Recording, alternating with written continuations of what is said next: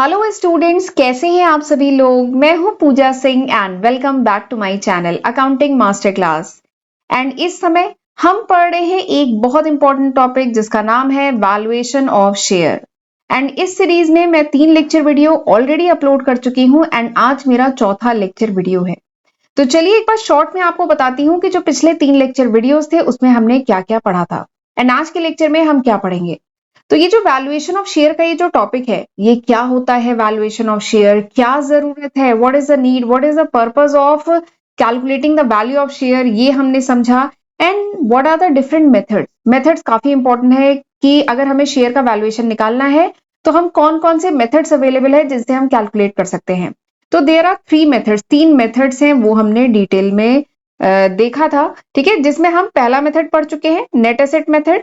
जो दूसरा मेथड है यील्ड बेसिस मेथड, इसका जो फर्स्ट पार्ट है वो हम कर चुके हैं, सेकेंड पार्ट हमने पिछले लेक्चर में किया था।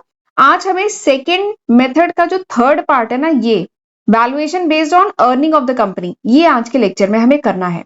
एंड आज हम ये इसका जो आखिरी जो मेथड है फेयर या डुअल वैल्यू मेथड, वो भी करेंगे और इस पे बेस्ड न्यूमेरिकल भी करेंगे। आज न्यूमेरिकल भी करेंगे हम, सेकेंड जो मेथड है उस पे बेस्ड एक न्यूमेरिकल भी आज हमें करना है। ठीक है, तो ये सब हम आज के लेक्चर में करेंगे। तो चलिए फिर समय नहीं वेस्ट करते हैं, जल्दी से हम आज का लेक्चर स्टार्ट करते हैं।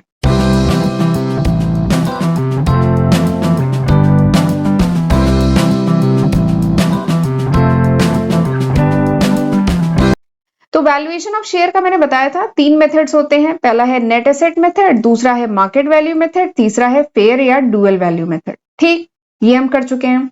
मार्केट वैल्यू मेथड में जो वैल्यूएशन निकालते हैं वो या तो वैल्यूएशन बेस्ड होगा रेट ऑफ रिटर्न पे, या वैल्यूएशन बेस्ड होता है पीई रेशियो पे, या वैल्यूएशन बेस्ड होता है अर्निंग ऑफ कंपनी पे। मतलब तीनों में से कोई भी मेथड आप यूज कर सकते हैं। ठीक है, तो ये दोनों हम पढ़ चुके हैं, फर्स्ट एंड सेकंड, ये दोनों मेथड हम लास्ट लेक्चर में पढ़ चुके हैं और न्यूमेरिकल भी सब पे लगा लिया है। आज हम करने जा रहे हैं valuation based on earning of the company. जब हम शेयर का वैल्यूएशन निकालेंगे keeping in mind the earning of the company, जब अर्निंग ऑफ द कंपनी को ध्यान में रख के, अर्निंग ऑफ द कंपनी को यूज करके जब हम शेयर का वैल्यूएशन निकालते हैं, तो ये आता है थर्ड मेथड, ये आता है सेकेंड मेथड के थर्ड पार्ट में। ठीक है, तो ये आज हम पहले पढ़ेंगे, उसके बाद हम इस पे आएंगे। ठीक, तो चलिए फिर देखते हैं। अच्छा, ये वाली स्लाइड मैंने बताया था ना, सबके फॉर्मूले लिखे हैं। फर्स्ट मेथड इसका फॉर्मूला ये है, इस वाले मेथड का फॉर्मूला ये है। तो आज हमें ये करना है, ये valuation based on earning of the company. ठीक है, और इसके बाद थर्ड मेथड है, इसका फॉर्मूला ये है। ठीक है, तो ये स्लाइड काफी इंपॉर्टेंट है। चलिए आगे बढ़ते हैं। तो valuation based on rate of earning, ये जो तीसरा सेकेंड जो मेथड है यील्ड मेथड या मार्केट वैल्यू मेथड, इस मेथड का जो थर्ड पार्ट है that is valuation based on rate of earning, यानी रेट ऑफ अर्निंग पे बेस्ड ये जो मेथड है। यानी इसमें कंपनी की जो अर्निंग का रेट है उसको यूज करके शेयर का वैल्यूएशन निकाला जाता है। ठीक है, ये मेथड बेसिकली कहां पे सूटेबल है, this method of valuation is particularly suitable in case of big investor, जो बड़े इन्वेस्टर्स हैं, जो किस बात में ज्यादा इंटरेस्टेड हो, जो डिविडेंड में ज्यादा इंटरेस्टेड नहीं होते हैं, they are more interested in the company's earning, company की अर्निंग क्या है उसमें ज्यादा इंटरेस्टेड है, रादर देन कंपनी डिविडेंड के फॉर्म में कितना डिस्ट्रीब्यूट करती है उसमें ज्यादा इंटरेस्टेड नहीं रहते। तो ऐसे जो इन्वेस्टर्स होते हैं वो वैल्यू ऑफ शेयर अगर उन्हें निकालनी है तो दे calculate with the help of this method, वो इस मेथड से कैलकुलेट करेंगे। ठीक है, अब मैं बताती हूँ कि वैल्यूएशन जो है इस मेथड से निकालते कैसे हैं। तो उसका फॉर्मूला क्या है, आपको वैल्यू ऑफ शेयर निकालनी है अगर इस मेथड से, तो इसका फॉर्मूला है एक्सपेक्टेड, ये ईडी है। ठीक है, expected rate of earning divided by normal rate of return कहिए चाहे अर्निंग कहिए, रिटर्न कहिए चाहे अर्निंग कहिए। तो इसका फॉर्मूला क्या है, expected rate of earning divided by normal rate of earning multiplied by paid up value of share. बात समझ में आई। इस मेथड के अकॉर्डिंग वैल्यू ऑफ शेयर निकालनी है तो कैसे निकलेगा, expected rate of earning divided by normal rate of earning, normal rate of return कहिए चाहे अर्निंग कहिए, multiplied by paid up value of share. Paid up value of share मतलब क्या होता है बताया था ना, जैसे कोई शेयर है 10 रुपए की फेस वैल्यू है, पूरे 10 रुपए आ चुके हैं तो पेड अप वैल्यू 10 है, बट अगर 10 रुपए पे केवल 8 रुपए अभी आए हैं तो 8 रुपए पेड अप वैल्यू है। ठीक, तो ये होगा। अब इसमें नॉर्मल रेट ऑफ रिटर्न या नॉर्मल रेट ऑफ अर्निंग तो जनरली क्वेश्चन में दी रहती है। ठीक, बट अगर एक्सपेक्टेड रेट ऑफ अर्निंग दी है तो बहुत अच्छी बात है, दिया गया है क्वेश्चन में तो बहुत अच्छी बात है expected rate of earning, but अगर नहीं दिया है तो क्या करेंगे, तो हम कैलकुलेट करेंगे, एक्सपेक्टेड रेट ऑफ अर्निंग हम कैलकुलेट करेंगे। कैसे कैलकुलेट करेंगे? Profit available to equity share holder, profit available to equity share holder divided by total paid up equity capital. ठीक है, फॉर्मूला क्या है? एक्सपेक्टेड रेट ऑफ अर्निंग निकालनी है, तो क्या है फॉर्मूला? प्रॉफिट कितना अवेलेबल है इक्विटी शेयर होल्डर के लिए, ठीक, इसको डिवाइड करेंगे total paid up equity capital से डिवाइड करेंगे, और एक चीज यहाँ पे मिसिंग है, इसको मल्टीप्लाई करेंगे 100 से, क्योंकि ये रेट निकालना है ना परसेंटेज के टर्म में, तो इसको 100 से मल्टीप्लाई करेंगे। तो इस तरीके से निकालेंगे एक्सपेक्टेड रेट, उसको उठा के पुट करेंगे इस फॉर्मूले में, and we will get the value of share. Simple logic है, ठीक। चलिए क्वेश्चन करें तो अच्छे से समझ में आएगा। देखिए क्वेश्चन क्या है, यील्ड मेथड का क्वेश्चन है। From the following information calculate the value पर इक्विटी शेयर। आपको कुछ इंफॉर्मेशन दी गई है, इससे हमें वैल्यू ऑफ शेयर निकालनी है, ठीक। 2009% preference share of ₹100 each. Preference share है 2000, 100 रुपए ईच है, यानी 2 लाख के प्रेफरेंस शेयर है। इन पे रेट ऑफ डिविडेंड क्या है? 9%, ठीक है। 50,000 इक्विटी शेयर है, 10 रुपए ईच, 8 रुपए शेयर पेड अप है, ₹8 पर शेयर पे पेड अप है, ठीक है। तो 50,000 शेयर, 8 रुपए पर शेयर पे पेड अप है, तो यानी कितने का हुआ शेयर कैपिटल? 4 लाख का, मल्टीप्लाई किया है। Expected profit per year before tax, यानी टैक्स से पहले का जो एक्सपेक्टेड प्रॉफिट है वो क्या है? 218, 2,18,000। रेट ऑफ टैक्स क्या है? 50%। फिर उसके बाद कंपनी के लिए कंपलसरी है कि वो ट्रांसफर करे जनरल रिजर्व में हर साल कितना? 20% ऑफ द प्रॉफिट। अपने प्रॉफिट का 20% कंपनी को जनरल रिजर्व में ट्रांसफर करना है, ये कंपलसरी है। अगला है normal rate of earning. Normal rate of earning या नॉर्मल रेट ऑफ रिटर्न कहिए, वो कितना है? 15%। तो ये आपको इंफॉर्मेशन दी गई है, आपको कैलकुलेट करना है वैल्यू ऑफ पर इक्विटी शेयर, ठीक। तो कैसे करेंगे वैल्यू ऑफ पर इक्विटी शेयर? तो देखिए एक बात यहां पे हिंट दी गई है, this is expected profit not actual annual profit. ये एक्सपेक्टेड प्रॉफिट है, ये एक्चुअल एनुअल प्रॉफिट नहीं है। तो यानी एक्सपेक्टेड प्रॉफिट की बात हुई है, यानी हम इसमें ये वाला मेथड यूज करेंगे जो अभी हमने पढ़ा है वैल्यूएशन ऑफ शेयर का, यानी valuation based on rate of earning. तो हम एक्सपेक्टेड प्रॉफिट दिया है, यानी हम एक्सपेक्टेड रेट ऑफ अर्निंग निकालेंगे, उस एक्सपेक्टेड प्रॉफिट से हम एक्सपेक्टेड रेट ऑफ अर्निंग निकालेंगे। नॉर्मल रेट ऑफ अर्निंग दी है क्या? हाँ, नॉर्मल रेट ऑफ अर्निंग कहिए चाहे रिटर्न कहिए, वो दिया गया है, कितना है? 15%, ठीक है। तो नॉर्मल रेट ऑफ रिटर्न हमें दिया गया है 15%। Paid up value of share question में दिया है क्या? बताइए, paid up value of share question में दिया है? हाँ, paid up value of share question में दिया गया है, कितना है? कहाँ गया? कितना है? 8 rupees, 8 rupees per share paid up है, यानी ये भी हमें 8 दिया गया है। तो देखिए ये 15, नॉर्मल रेट ऑफ रिटर्न 15 दिया गया है, पेड अप वैल्यू 8 दी गई है, यानी एक्सपेक्टेड रेट ऑफ अर्निंग हम निकाल ले तो हमारा काम बन जाए, हमारा वैल्यू ऑफ शेयर निकला है, ठीक है। तो एक्सपेक्टेड रेट ऑफ अर्निंग अब हम निकालेंगे। एक्सपेक्टेड रेट ऑफ अर्निंग का फॉर्मूला हम जानते हैं क्या है? Profit available to equity share holder divided by total paid up equity capital. अच्छा एक बात बताइए, total paid up equity capital कितना है क्वेश्चन में? तो total paid up equity capital ये कितना है? 50,000 इक्विटी शेयर है, 8 रुपए पेड अप है, यानी 50,000 मल्टीप्लाइड बाई 8, यानी 4 लाख के क्या है? Total paid up equity capital. तो हमें ये निकल के आ गया 4 लाख है, ठीक है। अब हमारा काम क्या है? केवल हम प्रॉफिट अवेलेबल निकाल दें, profit available to equity share holder, ठीक, ये निकाल दें। तो इसके लिए क्या करेंगे? सबसे पहले हमने, अभी मैं क्वेश्चन सॉल्व कराऊंगी, अभी केवल तरीका बता रही हूँ। सबसे पहले हमने एक्सपेक्टेड प्रॉफिट लिया, इसमें से क्या करेंगे? इसमें से टैक्स माइनस करेंगे। देखिए सबसे पहले हमने प्रॉफिट लिया, इसमें से लेस क्या करेंगे? टैक्स लेस करेंगे। उसके बाद क्या करेंगे? रिजर्व में भी तो ट्रांसफर करना है, देखिए क्वेश्चन में रिजर्व में ट्रांसफर करना है 20% ऑफ प्रॉफिट, वो ट्रांसफर करेंगे। उसके बाद जो डिविडेंड भी तो देना है, जो प्रेफरेंस शेयर्स है उन पे डिविडेंड भी तो देना है, ठीक है, तो उसके बाद हम उस पर डिविडेंड देंगे। और बताइए क्वेश्चन में और कुछ बच रहा है? नहीं, बस इतना ही करना है, ठीक है।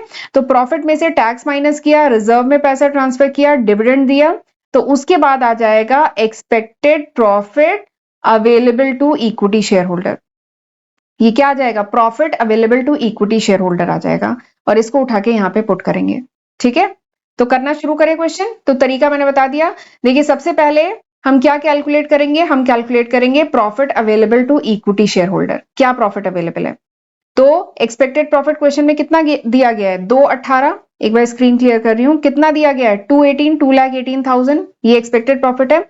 अब इसमें से माइनस करेंगे tax at the rate of 50%। Tax तो बहुत ज्यादा है, 50%, ठीक। तो 218 का 50% कितना है? 2,18,000 का 50% यानी 1,09,000। तो इसमें से 50% माइनस किया, बचा 50%, 1,09,000 बचा। तो प्रॉफिट आफ्टर टैक्स कितना आ गया? 1,09,000। अब इसमें से क्या करें? रिजर्व में पैसा ट्रांसफर करना है, 20% ऑफ द प्रॉफिट। तो ये जो प्रॉफिट आया है 1,09,000, इसका 20% निकालेंगे। तो 1,09,000 इसका 20% हम निकालेंगे, तो आप कैलकुलेशन करिए, तो आएगा 21,800। तो इसमें से लेस करेंगे transfer to general reserve at 20%, 21,800 आएगा, ये इसमें से माइनस किया। तो 1,09,000 में से 21,800 माइनस किया, तो आ गया हमारा 87,200। ये क्या आया? Profit after general reserve and tax, इतना आ गया। ठीक, अब क्या करना है? डिविडेंड भी तो पे करना है, ठीक है। प्रेफरेंस शेयर को डिविडेंड देना है, प्रेफरेंस शेयर होल्डर को। तो डिविडेंड का रेट क्या है? 9%। प्रेफरेंस शेयर है कितने के? 2 लाख के। तो 2 लाख का 9% निकाले, तो 2 लाख का 9% कितना आएगा? 18,000 आएगा। तो यानी इसमें से 18,000 माइनस करेंगे, 87,200 में से 18,000 माइनस किया, आ गया 69,200। तो यानी this is the profit available for equity share holder. Equity share holder के लिए कितना प्रॉफिट अवेलेबल है? 69,200, ये प्रॉफिट अवेलेबल है। ठीक, और इक्विटी शेयर को इतना प्रॉफिट अवेलेबल है। तो अब ये हमने कैलकुलेट कर लिया। अब हम निकालते हैं, अब अगला क्या करें? हम निकालते हैं एक्सपेक्टेड रेट। एक्सपेक्टेड रेट निकालने के लिए क्या है? प्रॉफिट अवेलेबल को किससे डिवाइड करना होगा? Total paid up equity capital, total paid up equity capital multiplied by 100। तो पेड अप इक्विटी कैपिटल कितना है? बताया था ना, 4 लाख। तो इसको 69,200 को 4 लाख से डिवाइड किया, मल्टीप्लाइड बाय 100, तो ये आ गया 17.3। ठीक है, तो एक्सपेक्टेड रेट हमारा आ गया 17.3। अब पता है आगे क्या करना है? वैल्यू ऑफ शेयर क्या है? Expected rate of earning divided by normal rate of earning. तो एक्सपेक्टेड रेट ऑफ अर्निंग क्या है? 17.3। नॉर्मल रेट ऑफ अर्निंग क्या है? क्वेश्चन में दिया है 15, देखिए 15% ये दिया है। ठीक है, तो हमने नॉर्मल रेट ऑफ अर्निंग लिख ली, मल्टीप्लाई किससे करेंगे? Paid up value of share. तो पेड अप वैल्यू कितनी है? 8 है। कहाँ दिया है? ये देखिए 8 जो है पेड अप वैल्यू है, ये दिया गया है। ठीक है, अब इसको आप कैलकुलेट करिए। 17.3 कहाँ लिखूं? 17.3 डिवाइडेड बाई 15 मल्टीप्लाइड बाई 8। अब आप इसको जब कैलकुलेट करेंगे यू विल गेट 9.23, यानी वैल्यू ऑफ शेयर कितनी आई? 9.23। तो इस तरीके से होगा, क्वेश्चन बहुत आसान है। तो आपको ये दो जो फॉर्मूले है ना, ये पता होने चाहिए। ठीक, वैल्यू ऑफ शेयर, इस मेथड के अकॉर्डिंग वैल्यू ऑफ शेयर क्या होता है? Expected rate of earning divided by normal rate of return या नॉर्मल रेट ऑफ अर्निंग। ठीक है, expected rate of earning divided by normal rate of earning multiplied by paid up value of share. और expected rate of earning निकालनी है तो profit available divided by total paid up equity capital multiplied by 100। 100 यहाँ पे missing है, multiplied by 100 करिएगा, तभी percentage के टर्म में आएगा। ठीक है, तो इस तरीके से होगा क्वेश्चन। चलिए अब हम अगला मेथड और आखिरी मेथड पढ़ते हैं, बट उससे पहले थोड़ा सा देख लीजिए। ये मेरा फर्स्ट चैनल है accounting master class and this is my second channel Puja Singh के नाम पे है। And this is the list of subject जो मैं आज की तारीख मतलब अप्रैल 2024 तक अपने फर्स्ट और सेकंड चैनल पे अपलोड कर चुकी हूँ। तो जरूर इसका फायदा उठाइएगा, इसकी हेल्प से पढ़िएगा। और ये अभी तक है, अगर ये वीडियो आप कुछ महीने बाद, कुछ साल बाद देख रहे हैं तो इसमें काफी न्यू सब्जेक्ट में ऐड कर चुकी होंगी। ये अभी तक है तो जरूर इसका फायदा उठाइएगा। और बिना चैनल को सब्सक्राइब किए मत जाइएगा अगर नहीं किया है तो। और मेरा पहला और दूसरा चैनल आप जरूर सब्सक्राइब कर लीजिएगा, सारे लिंक आपको डिस्क्रिप्शन में मिल जाएंगे। एंड ये मेरी एप्लीकेशन है, अगर आपको नोट्स चाहिए then you can go on my application which you can download from the Google Play Store से, आप डाउनलोड कर सकते हैं। इंस्टाग्राम का लिंक भी आपको डिस्क्रिप्शन में मिल जाएगा, तो वहां पे भी मुझे जरूर फॉलो कर लीजिए। ठीक है, एंड लेक्चर यूजफुल लगे तो जरूर इसको लाइक करिएगा, कमेंट करके मुझे बताइएगा कि ये लेक्चर कैसा था। ठीक है, मैं आपके कमेंट का इंतजार करूंगी। चलिए आगे बढ़ते हैं। अब हम पढ़ते हैं आखिरी method, that is dual and fair value method. तो ये मेथड कहूं बहुत आसान है। सिंपली जो हमने पहला मेथड पढ़ा था ना, नेट एसेट बेसिस मेथड, और जो दूसरा मेथड पढ़ा था ना, मार्केट वैल्यू मेथड, या कह लीजिए यील्ड बेसिस मेथड, या कह लीजिए अर्निंग बेसिस मेथड, जो दूसरा मेथड पढ़ा था ना, दोनों मेथड से जो आंसर आए, जो वैल्यू ऑफ शेयर निकल के आए ना, उन दोनों का एवरेज ले लीजिए। ठीक है, पहले मेथड से जो वैल्यू निकल के आए, दूसरे मेथड से जो वैल्यू ऑफ शेयर निकल के आए, दोनों को सम करिए, डिवाइड बाय 2, तो ये होता है value of share as per this method. ठीक है, इसका नाम क्या है? डुअल या फेयर वैल्यू मेथड। इसका नाम क्या है? डुअल या फेयर वैल्यू मेथड। यानी इस मेथड से आपको सही वैल्यू, फेयर वैल्यू निकल के आएगी। ठीक है। एंड डुअल क्यों कहा गया है, क्योंकि इसमें आप आगे के जो दोनों मेथड, जो फर्स्ट मेथड था, जो सेकंड मेथड था, ये है ना, ये जो फर्स्ट मेथड था और ये जो सेकंड मेथड था, दोनों मेथड को यूज कर रहे हैं इस थर्ड मेथड में, इसलिए इसका नाम क्या है, डुअल, डुअल वैल्यू मेथड। और फेयर वैल्यू मेथड क्या क्यों है इसका नाम, इसका नाम फेयर वैल्यू मेथड इसलिए है क्योंकि यहां से आप ज्यादा फेयर वैल्यू शेयर की निकाल पाते हैं। क्यों, क्योंकि देखिए फर्स्ट मेथड के कुछ ड्रॉबैक हैं, सेकेंड मेथड के कुछ ड्रॉबैक हैं, लेकिन जब आप दोनों को सम करके उसका एवरेज ले लेते हैं ना, तो दोनों के ड्रॉबैक कम हो जाते हैं, दोनों के जो डीमेरिट्स है ना वो कम हो जाते हैं और आपको एक फेयर वैल्यू शेयर की निकल के आती है। ठीक है, तो ये है तीसरा मेथड, फेयर वैल्यू या डुअल वैल्यू मेथड। समझ में आ गया? ये देखिए यहाँ पे लिखा है ना, वेट वेट वेट वेट कहाँ चला गया, हाँ ठीक है। तो value of share as per this method is simply the average of, ये क्या है, सिंपली एवरेज है, किसका एवरेज है, value of share as per first method, value of share as per second method. First method का नाम क्या था, नेट एसेट मेथड, दूसरे मेथड का नाम क्या था, अर्निंग बेसिस मेथड। ठीक है, तो दोनों मेथड से जो वैल्यू ऑफ शेयर आई है उसका एवरेज करिए, आपका आंसर आ जाएगा। और इसका नाम डुअल क्यों है, क्योंकि यहाँ पे दोनों मेथड को यूज करके तीसरा मेथड आया है। एंड फेयर वैल्यू क्यों नाम है, क्योंकि इससे जो वैल्यू निकलेगी वो ज्यादा एक्यूरेट, ज्यादा फेयर होगी। ठीक है, और इसी के साथ हमारा जो वैल्यूएशन ऑफ शेयर का पूरा टॉपिक है ये फिनिश होता है। और प्लीज मेरी आपसे रिक्वेस्ट है कि मुझे कमेंट करके बताइएगा कि ये लेक्चर कैसा था। ठीक है, हम लोग को एक एक वीडियो बनाने में बहुत मेहनत करनी पड़ती है, तो बस हमें मोटिवेट करते रहा करिए, हमारे वीडियो को लाइक करते रहा करिए, शेयर करते रहा करिए और कमेंट करके हमें बताते रहा करिए कि हाउ वाज दिस लेक्चर, ये लेक्चर कैसा था। तो चलिए अब मिलते हैं अगले लेक्चर वीडियो में, तब तक अपना ध्यान रखिएगा। God bless you.